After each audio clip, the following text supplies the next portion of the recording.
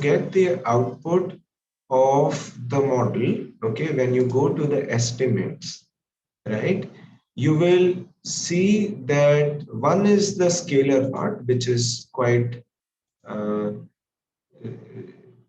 these are the regression weights. There also you can, because we said there is a non-normality of the data, okay, so we said that if there is non-normality of the data, there also you should report. So this is the estimate standardized. This is the standardized regression weight, standardized path coefficient 0.536, and the lower bound is 0.431 and 0.622.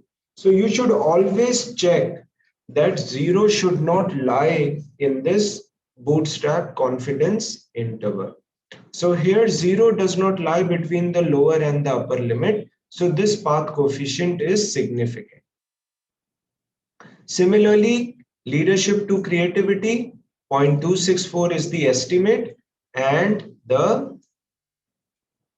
confidence interval, yeah, so this is the estimate, and if you click here, yeah, sorry, yeah, this is the lower and the upper limit, and 0 does not lie here. Similarly, procedural justice to creativity, 0 does not lie in the confidence interval, and hence this is significant.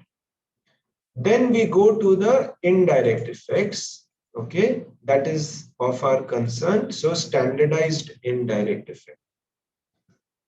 Standardized indirect effect is 0.081.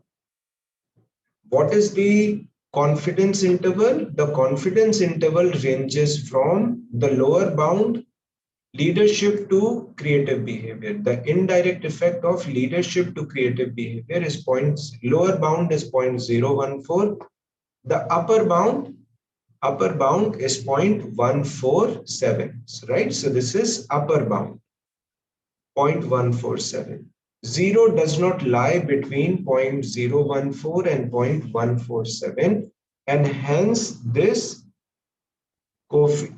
indirect effect is also significant. It is significant in our relationship. Okay. Now